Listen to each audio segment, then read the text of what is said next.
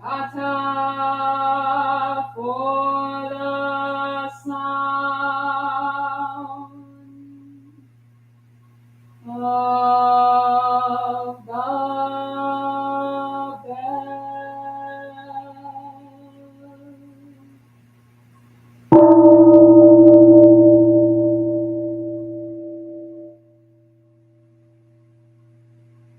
mind calm, body at ease, breathing quiet, sentiment benevolent.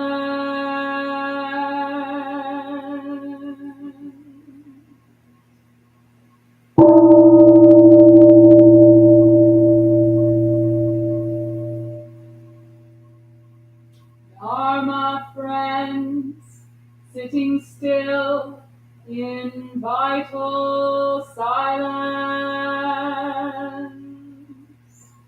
wanting nothing, we practice eco-Buddhism together.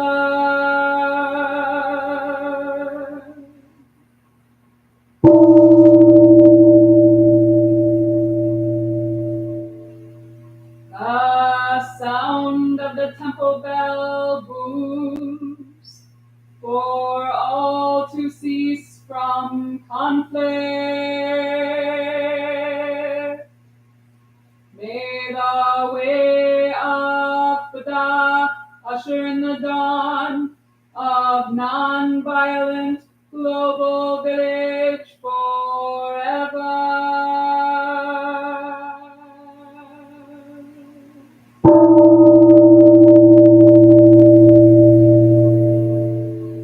Here is the after sound of the bell.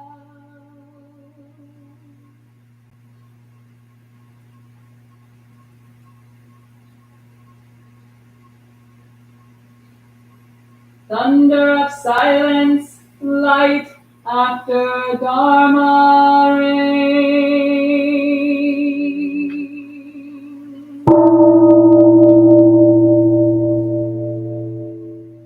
Om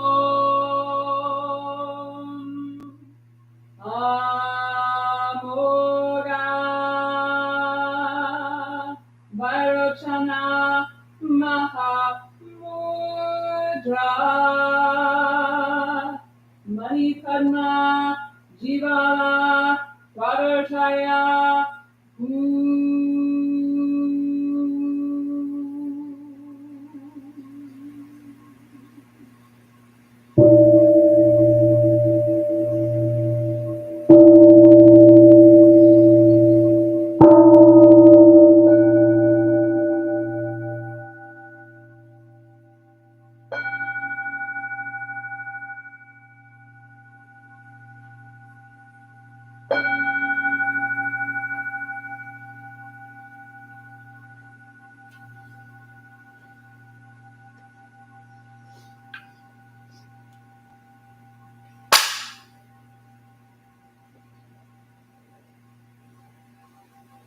Please stand and join me in chanting of the refuges.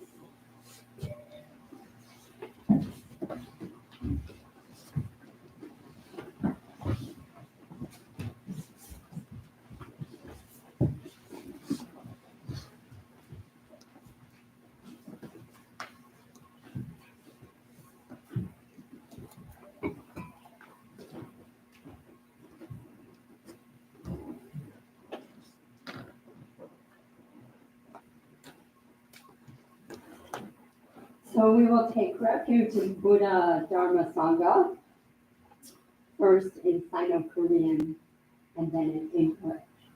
So, excuse me, please just throw your voice in as best you can.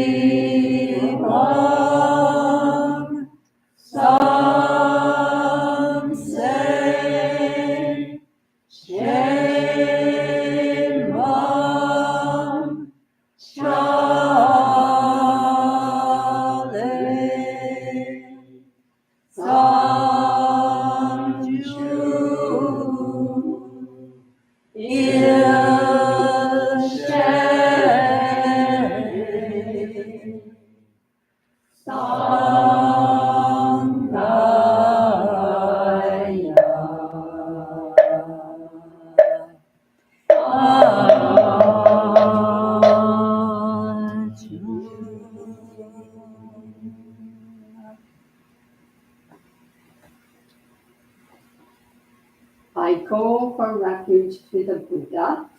I go for refuge to the Buddha. And resolve with all beings. And resolve with all beings. I will cultivate a heart of enlightenment.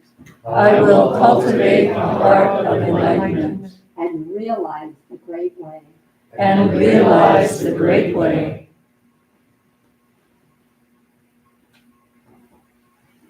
I go for refuge to the Dharma. I go for refuge to the Dharma. And resolve with all beings. And resolve with all beings. I will penetrate the teachings.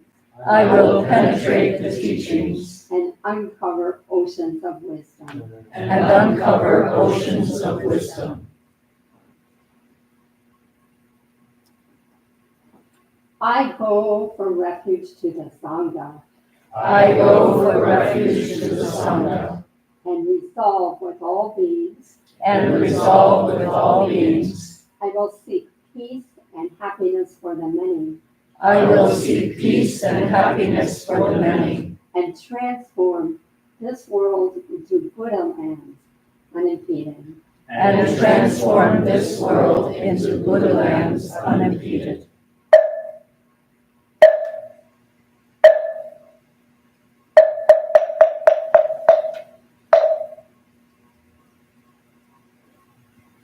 We'll remain standing for a few more minutes while we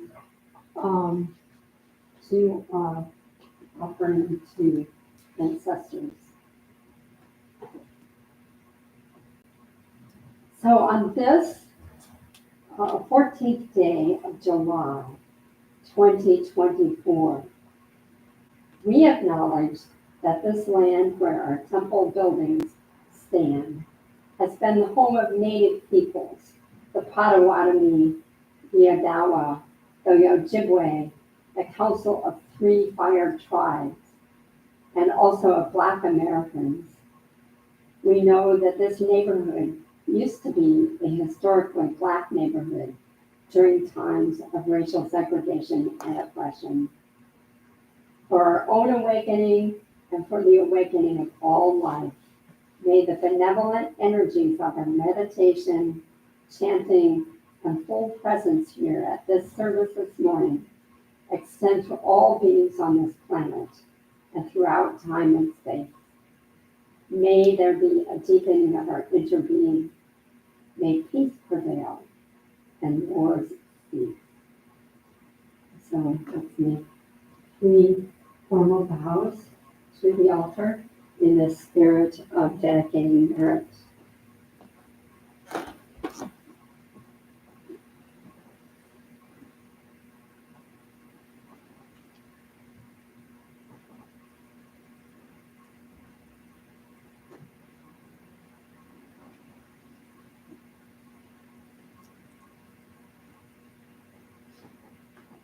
And now please return to your places for another short period of meditation.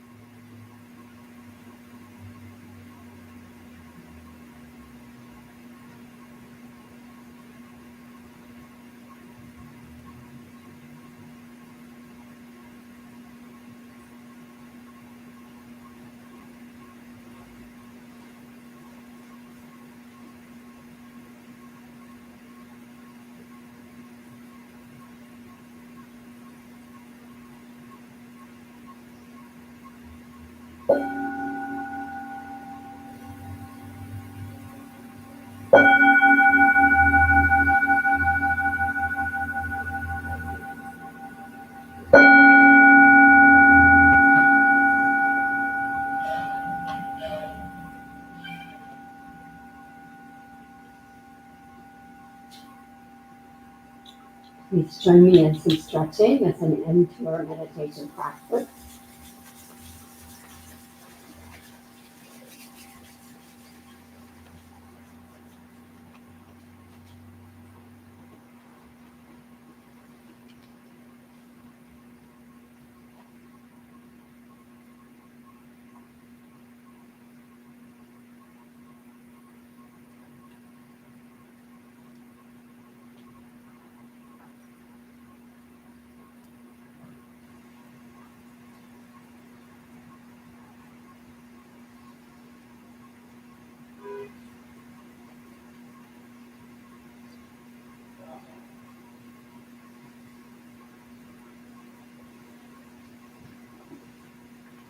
Bring your eyes back, leaning forward to stretch your lower back. And just breathe.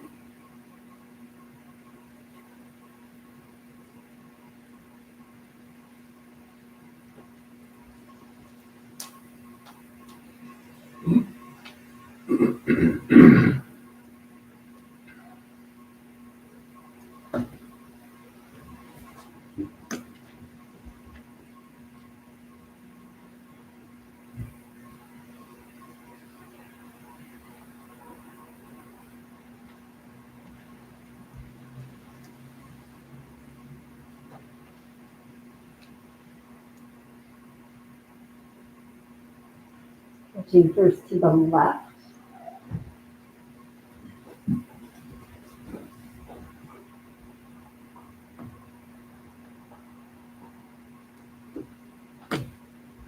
And then to the right.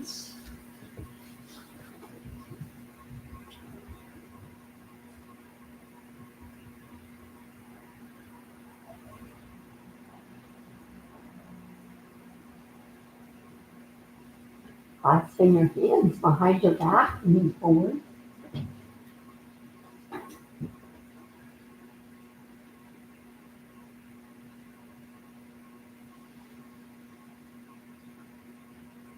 And then as we sit up, we move to a spinal twist. First to the left, bringing your eyes all the way around.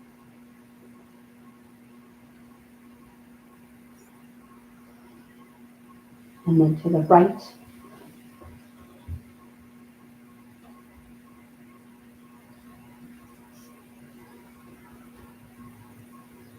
Placing our hands at the base of the trunk, we'll do some big upper body circles.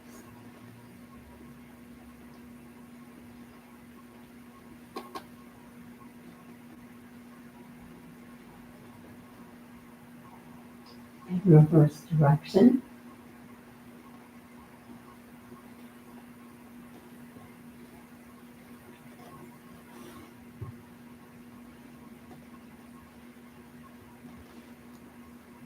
Placing our right hand over our left rib, and leaning toward the right.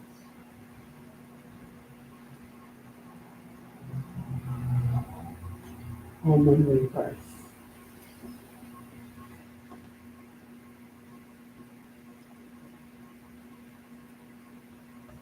Now let's get rid of our stale air.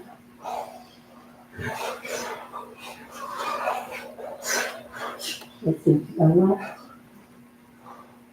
to the right.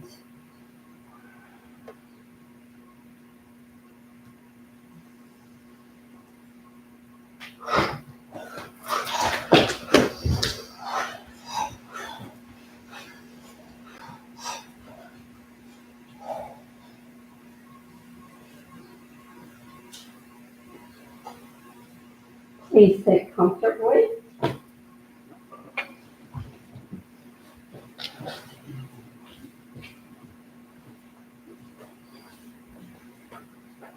So it's good to see everyone today. There are many familiar faces and a few new as well, so I'm curious, who's here for the first time today?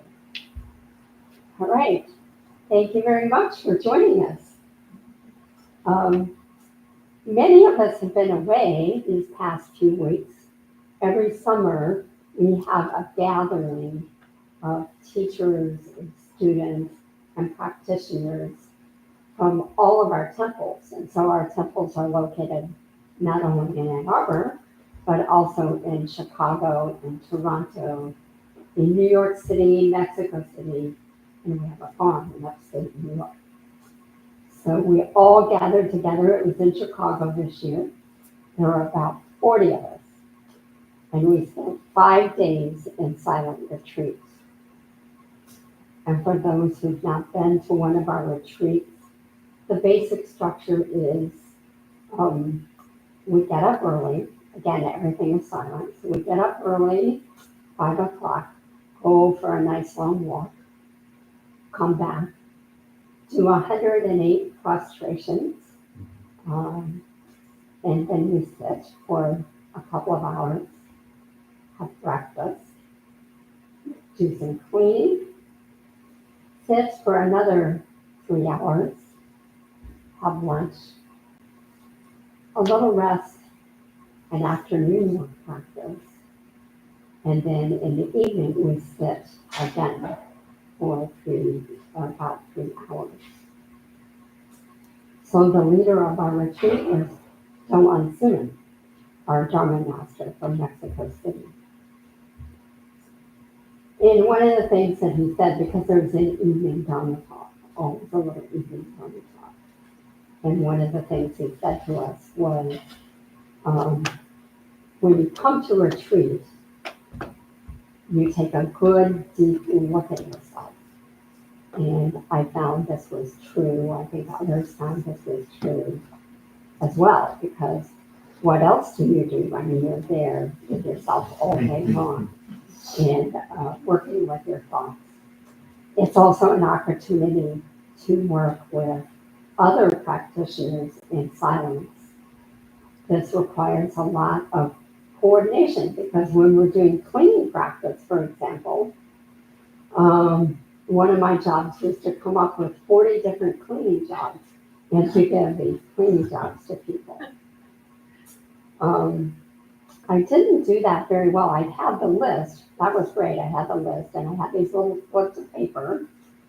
But then I was handing these out rather quickly. The papers were too small for people to read. And then my co-leader had to go get her glasses. So she was not there to help instruct people what to do. But somehow we managed to get it all done.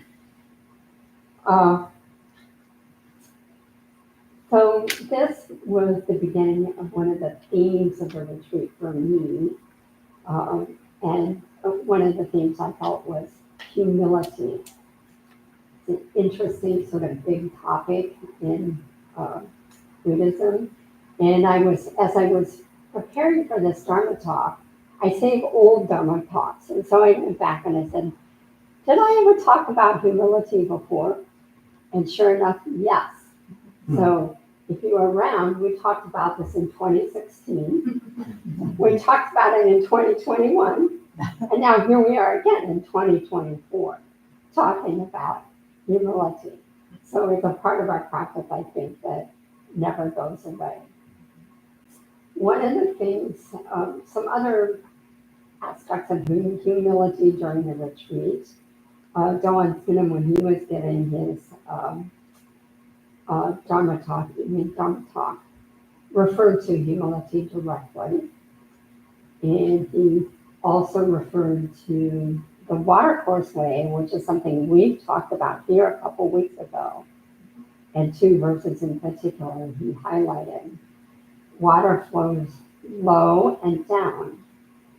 And from this, we learn humility. And water travels ceaselessly to the ocean, where it becomes one with the ocean, the way of Buddha in ocean samadhi. So this ingredient of humility, this flowing low and down, is tied to this ability to be open and to become one with whatever is going on. So if we look at Webster's definition of humility, freedom from pride or arrogance. If you look at Latin roots, it means it comes from a humus, earth, of the soil.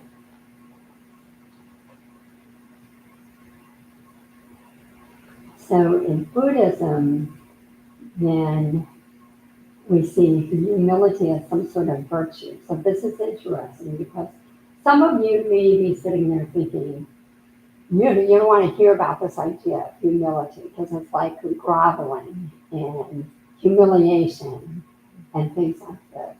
So the difference might be humiliation. Once I was leading walking meditation and my pants started to fall down, well, that's a bit of humiliation. But that's not necessarily what we mean by humility. And another example would be Barack Obama, when he visited Asian leaders, would make vow to them. And this vow, people in Western culture, some of them interpreted that as a negative thing, like why would you grovel before another leader? The US president does not do that. But for him, it was just showing respect, meeting people where they're at. And to me, that is sort of a beautiful expression of humility, being open to meet on equal ground and to offer then to open up a space for meaningful dialogue. A third example of this difference between humility and humiliation in traditional Chinese society, you often hear this expression, oh, please forgive me, my clumsy work. This is not very good, these kinds of things. So this sort of superficial offering of lowering oneself is not really not true humility either. So that's not what we mean by it. So in Buddhism, humility is one of the 10 sacred vows attributed to our Bodhisattva of great compassion, Avalokiteshvara, or as we know, Kwanzaa Posao in our Korean lineage. And it's also viewed sort of as a moral precept.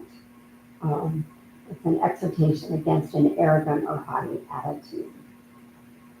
So humility is something that fosters acceptance. It fosters the acceptance of Buddhist teachings and progress towards spiritual liberation.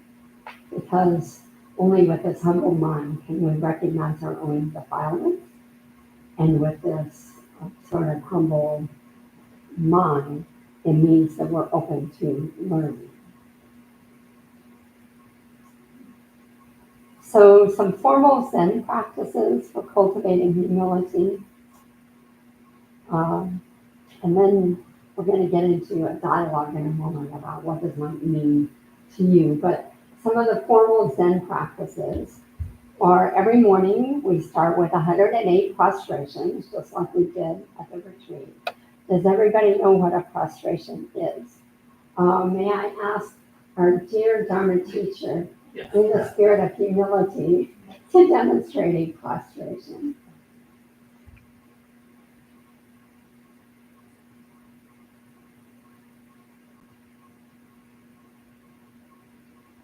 So she's making prostration to the altar. You see that she has forehead, hands, and knees on the floor. And then making a bow. So Japa, as you did that prostration practice, what did that feel like as an expression of humility? I think prostrations you're doing it mindfully, this kind of just there has to be kind of an acceptance, and also there's a connection. So you're just kind of very simply putting your body in this position and dropping any resistance that's there, I think.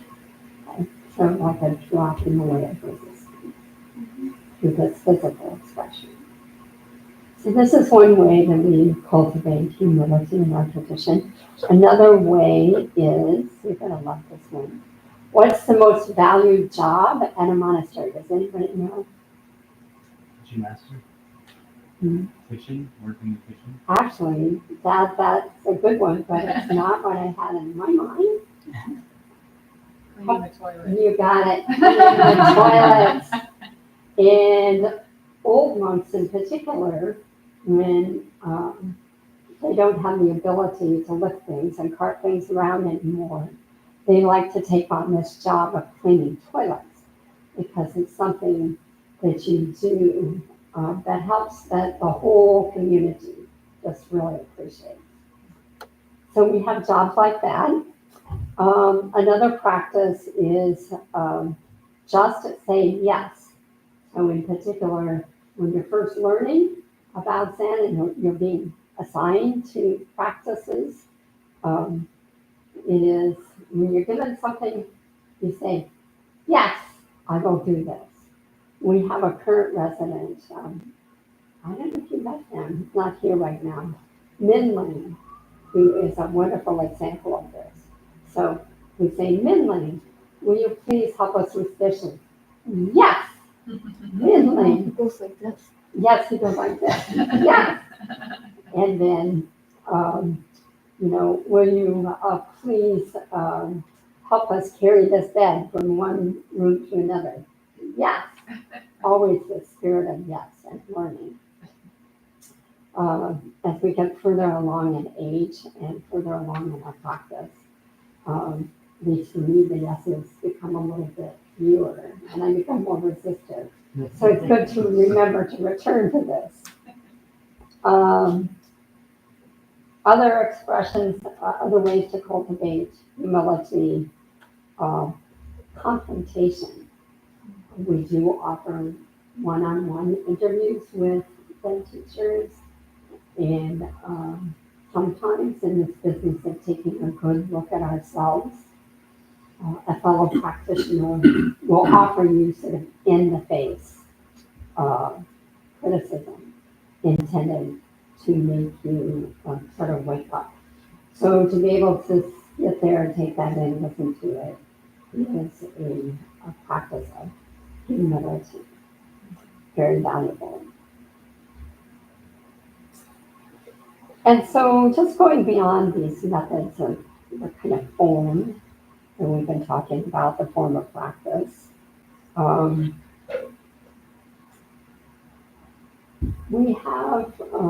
we bring it into our lives in various ways. And so I'm curious, two questions I have, and I asked this of Dharma students in 2021, and they gave me some cool answers. So I'll tell you a few of their cool answers, and then I want to hear your answers. So the question I asked was, what is humility to you? Give an example of someone who's humble. And what's the benefit of practicing humility? So it's 3 questions. So here were some of the answers. So one was that humility has this softening aspect to it. It's openness to learning, beginner's mind being teachable. It's quietness, being at home with our bodies, so that we can deeply listen to what somebody is being, what is being said. So, for example, when we're listening to someone, this humble practice of just being present. very deeply. Acceptance of whatever's happening. This is the ability to start from where you're at, maybe not from where you want to be. So for me, this morning, I'm feeling a little bit sluggish. I don't want to be at that place at all, but that's where I have to start.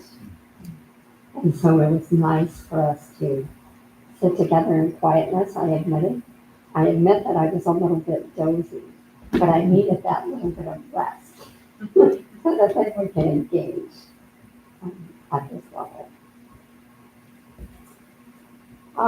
Noticing wisdom in the lowly things, that's an interesting response. So what would be some of the lowly things? Like the insects crawling along the ground. Probably lots of nature examples of that.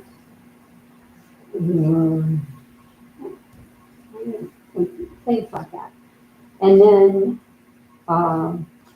bringing scriptures to life. So we have many examples. If you pick up Moon Journeying Through Clouds and flip through it, you're going to see this idea of humility referred to a lot.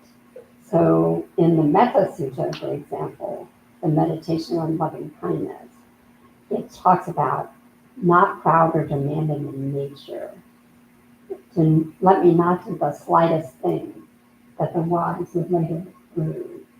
And then one that I encountered just last week, because we're studying Jung's admonitions, self-admonitions, which is self-admonition by Jung. So he's talking to himself and admonishing himself. And one of the things that he says to himself is, humility is the best virtue for cultivating benevolence. Wisdom, and then it goes on in another paragraph to say, wisdom covered with the dust of arrogance. Ignorance keeps growing on the mountains of self and being. Having wasted a lifetime with airs of importance, regrets keep piling up with increasingly poor health. So an admonition to oneself not to have this arrogant attitude. And then maybe finally example, two more examples. The ability to say, I don't know. What do you think I should do? The ability to ask for help. I think this is tough for a lot of people, asking for help. And the final example that came up, random acts of kindness done sincerely. So just noticing something that needs to be done. At the time we were having this discussion, it was winter time. And so the example was, hey, I saw you brush the snow off my car. That was a very kind thing to do. So if we pay attention, I'm sure we can find many acts of kindness coming up, or to offer to us as an example of somebody being humble and things that we can do ourselves. So now I ask of you those same questions that ask the microphone. So this is 3 questions. If it's too much, probably it is too much. So just maybe choose one that you're most interested in responding to. So question number 1, what is humility to you? Question 2, maybe give an example of someone who's humble. Question 3, what is the benefit of practicing humility that you've noticed in your own life?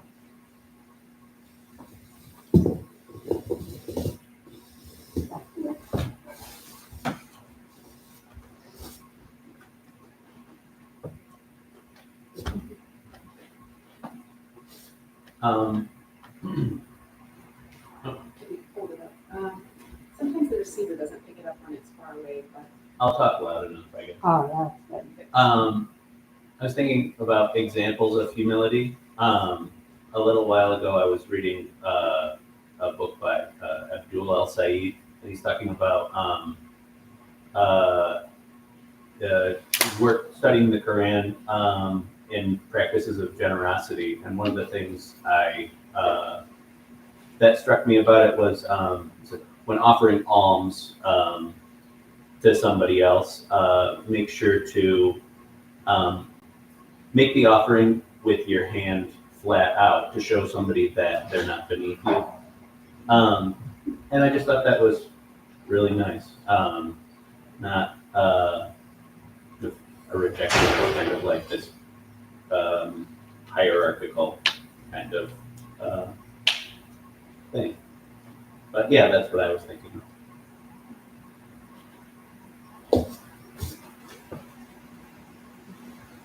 Good morning. Oh, this really is not working, is it? All right, I will speak louder. So I really appreciate the reminder of the Latin root of humility. And one can very quickly jump to soil and dirt as being uncomfortable and yucky and icky and unpleasant. Because soil is necessary for nourishment and growth. And we even have idioms in English like having a humble pie. Pie is not a basic food, it's decadent and lovely. And so remembering that the yuck, the ick, the dirt that we might first perceive something to be is actually essential for growth can be quite decadent and lovely.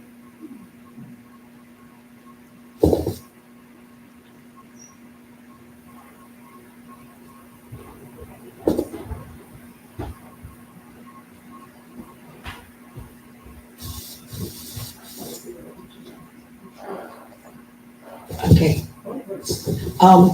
I actually really appreciated that etymology too. I was thinking about the two words humility and humiliation and how similar and how different. Humility is a connecting thing. Humiliation is quite the opposite of it, where you are looking at someone's humanness, which I'm sure is part of that same root, and denigrating them for it. Humility is accepting, our common flaws. So I really, that one really made me think, those two words.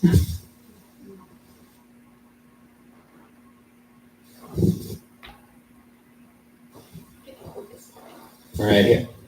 Yeah. I think for me, humility is accepting that I can't control most things that happen around me or in me.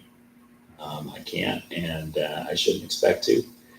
And I think the benefit of that is it takes a lot of the pressure off because it can just get really exhausting trying to rail against this traffic jam or what are all these people doing in this grocery store. It's not about me. And if I can just chill out and accept that this traffic jam is something we're all doing together, I'm at the mercy of it. All of a sudden, I can relax a little bit and not suffer so much.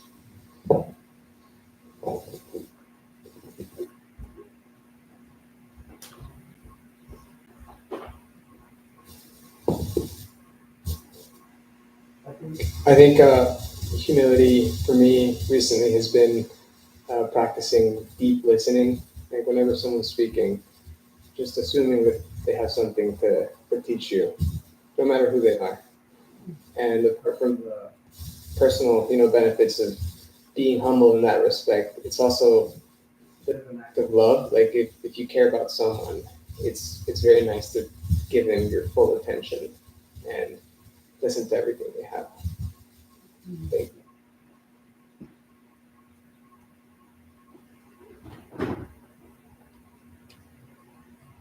Regarding the benefits of humility, experience shows that what we do to others, we do to ourselves, our bodies and minds, to ourselves first. So when practicing humility, automatically being a better person toward myself, to treat myself and respect.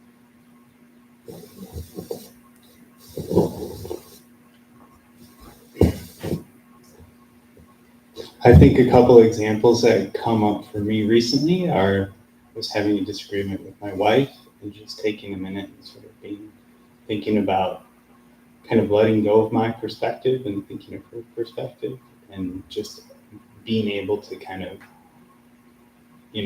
let go of something that I was holding on to is like, this is the truth. Okay, well, maybe not. And that, encourage some openness.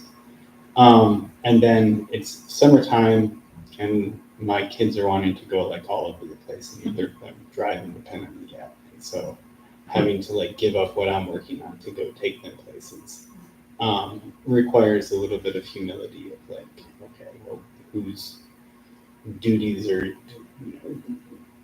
priorities are more important. And so just kind of letting that go. I mean, I'm sure, I don't know, the effects of that are probably I'm calmer, they're calmer, and maybe a little bit of getting rid of that hierarchy as well.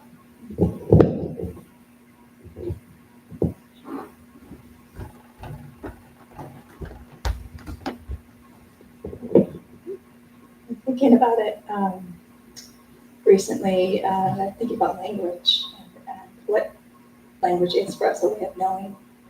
When you were talking about the analogy, I thought, well, what is it about us as humans that makes us want to know?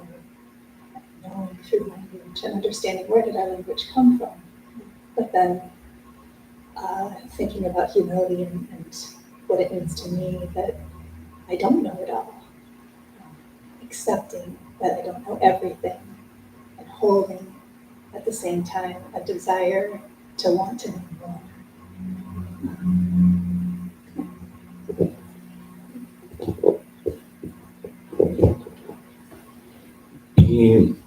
And becoming more comfortable with not knowing.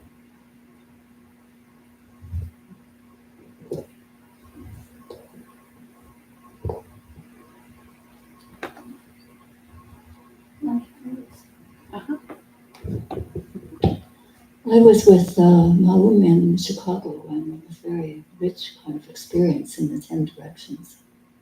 We had our students who are in the seminary, and they were giving reports. This is kind of the end of the year reports. And one of them has a son who's going into the Peace Corps now. And she decided that she wanted to sit down and have a talk with him about going into the Peace Corps. Because one of the things, they're quite poor. They have a very modest house. And her son always asks his friends when he's out with them to drop him off away from the house so that his friends don't see his house. And so the mother really worried about that he's going to go to a third world country and have this idea that he's maybe better or lesser, who knows, but she really wanted to sit down before he left. And she said, or I felt from her, that it was a humbling experience to share that with her son, and also for him to hear from his mother that when he goes to be with these other people, it's going to be challenging for his conditioning that he's received here in this country.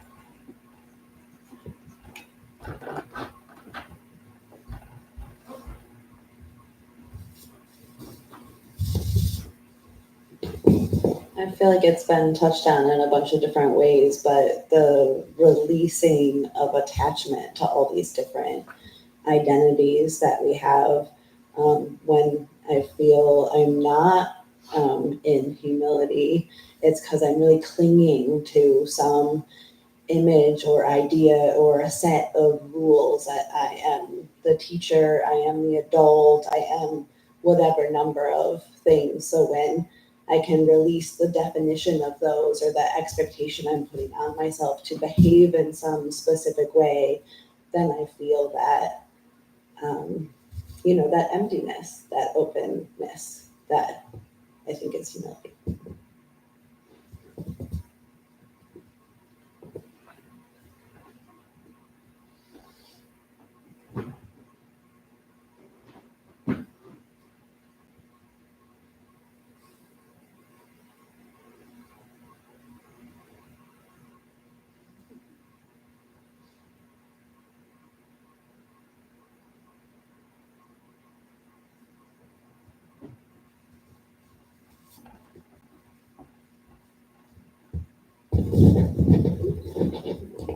Okay, thank you for sharing your thoughts, your experiences, and someday soon we will have a new PA system.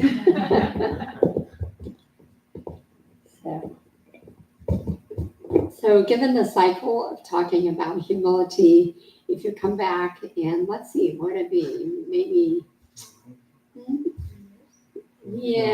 2027, we can talk about it again. So thank you for participating. I think we'll leave it here for today, and we'll do some announcements and then the 4 grade vows. Do you want to pour the water in the teapot?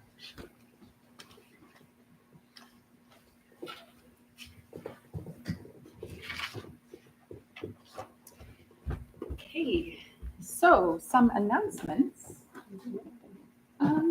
Sure. It works. So welcome everyone. If you are new, we have public services every Sunday at 10 a.m. And then beginning again in the fall, we'll have the first and third Sunday, an additional service at 4 p.m. We have a families program that will begin again September 15th. So that's usually the second Sunday of the month. Is that right? So usually the second Sunday, if you have children in your life, you can bring them along and there'll be age appropriate groups and activities for both kids and parents, as well as meditation for the adults. We do have a 1-day meditation retreat this summer. It is a Saturday, August 10th, 9 a.m. to 5 p.m. This is a very accessible retreat for beginners. So if you would like to sign up for it, there is a clipboard in the lobby. Our yoga classes and our meditation classes will begin again in September, and there's more information on this flyer.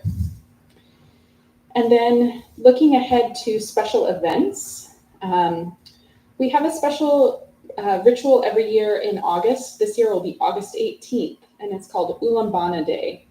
And this is a day where we do some preparation and then participate in a ritual for people who we may have lost because of death, separation, or estrangement. And so if you are interested in participating in this, we'll have a sign-up sheet for that soon, and I will be leading that service, so I'll be in touch with you to talk about what some of the preparation will be. Any other announcements? Recovery Dharma? Recovery Dharma will meet at noon. You just go through the hall, the big yellow house next door. It's beginning at noon. Great. And do we have Together Action? Reading in that audience at 15 minutes. Right after this. So for 15 minutes after service, you are welcome to stay and work in the garden doing some weeding.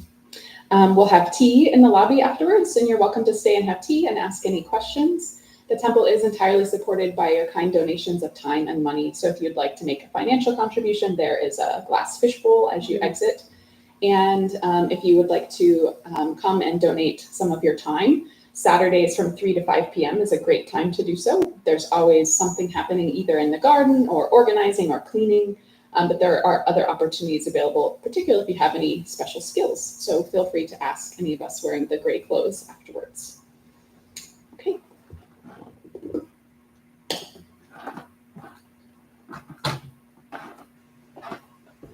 So please join me in the 4 grade vows. All beings, one body. All beings, one body. I vow to liberate. I vow to liberate. Blind passions, one root. Blind passions, one root. I vow to terminate. I vow to terminate. Dharma gates, one mind. Dharma gates, one mind. I vow to penetrate. I vow to penetrate. The great way of Buddha. The great way of Buddha. I vow to realize. I vow to realize. And now let's stand and we'll end with 3 formal vows.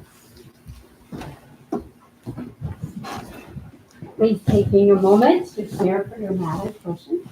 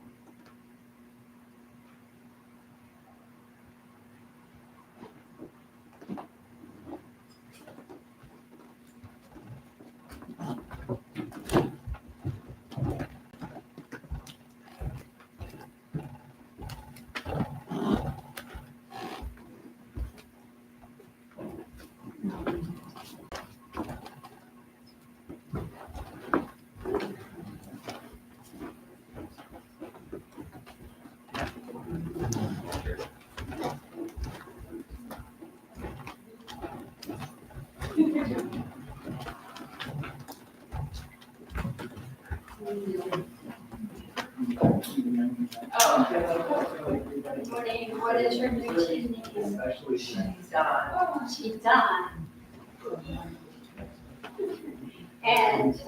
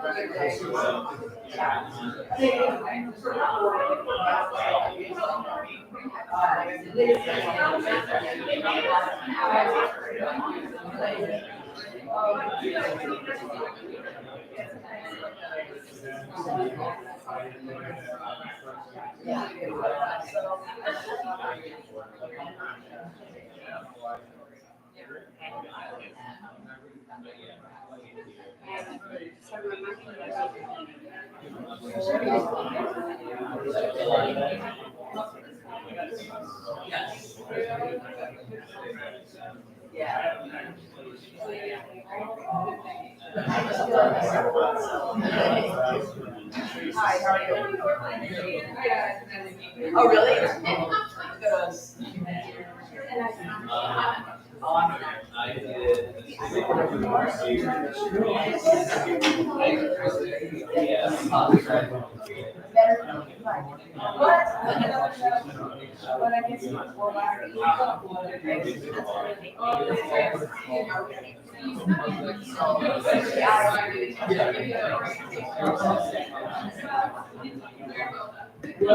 What?